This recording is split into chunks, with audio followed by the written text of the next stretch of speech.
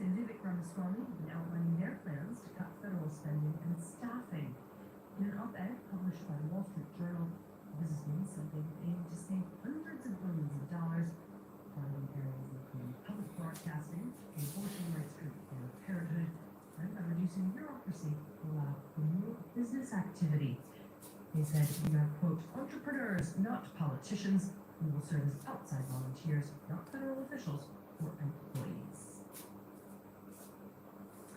Moving on now, Brazil and Argentina have signed a preliminary deal on energy, which could see Argentina's natural gas industry exporting supplies via pipeline as early as December. The trade memorandum was agreed on the sidelines of the G20 summit in Rio.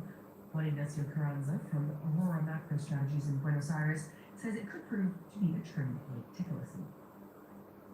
Lula and Milei apparently don't have a good bilateral relationship, but the Ministry of Energy, the Brazilian Ministry of Energy from Brazil, and the Ministry of Economy of Argentina had just signed MOU about energy and the possibility of Argentina selling gas to Brazil. We'll see how that evolves. I would say that that is one of the most important facts that happened within the Mercosur trade bloc for the last 20 years. I would pay attention to that, and that if that may occur, that would show a strong signal of regional integration and eventually for Mercosur. You watch the rest of that interview about the first year of Javier Milei's term in office in Argentina in this week's People and Profit. That'll be airing at 4:45 p.m. Paris time this Thursday. Well, India is the world's third largest emitter of greenhouse gases. It's aiming to reduce that footprint and become net zero by 2070, largely by increasing domestic production of renewable energy. But industry leaders say the sector is facing a lack of skilled workers and inadequate government funding. Eliza Herbert has more. In Rajasthan, India, rows of solar panels convert energy from one of the world's most abundant natural resources, sunlight. The country has a goal for its non-fossil fuel capacity to increase tenfold by 2030. However, its clean energy targets are threatened by a growing skills shortage. India is going to generate at least 2 million jobs only in the renewable sector in the next 2 years. Also, at the same time, the technology keeps on changing at a much faster pace than other technologies. So we have certain issues at hand. As India's population and economy have grown, its greenhouse gas emissions have soared, making it the third largest emitter in the world. But this growth has also provided an opportunity for India to become a leader in sustainable energy. Renewable energy and electronics are two of the 15 sectors in Prime Minister Narendra Modi's Make in India program, an initiative to drive local production. His government has allocated $3 billion to solar as a production-linked incentive and has imposed 40% tariffs on Chinese solar panels. Last fiscal year, its solar module exports reached $1.9 billion, mostly to the US market. But industry figures say more investment is needed if the government wants to stay on course. We're hoping the government is able to introduce or push universities and schools in India to have a larger focus on manufacturing in the renewable sector. The Indian job market is flooded with advertisement for roles such as solar design engineers and technicians. The country just needs to upskill workers to meet the demand.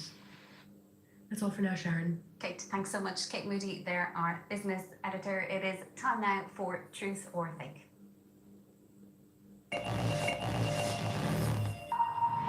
France 24's Vedika Bahal is here in studio. Vedika, you've been doing some fact-checking on false videos that are circulating about Iran. One story in particular alleges the health of the country's supreme leader has deteriorated and that he's in a coma. Tell us about it. That's right, Sharon. This week, social media has been flooded with misinformation about Iran, with one false story in particular, that the Iranian Supreme Leader, Ayatollah Ali Khamenei, is in a coma.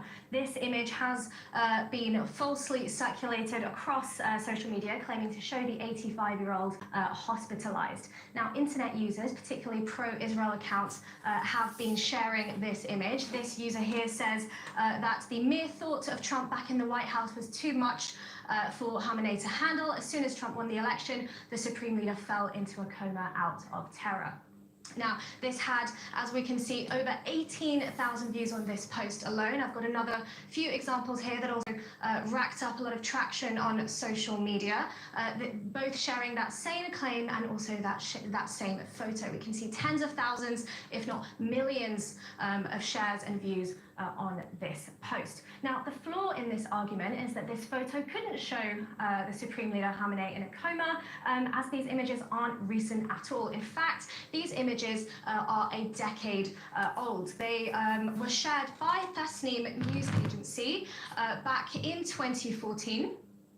In September of 2014, when Khamenei underwent prostate surgery, and he was visited at the time by the former President Raisi. So these are very much being misled as current images, when in fact they're 10 years old, in fact.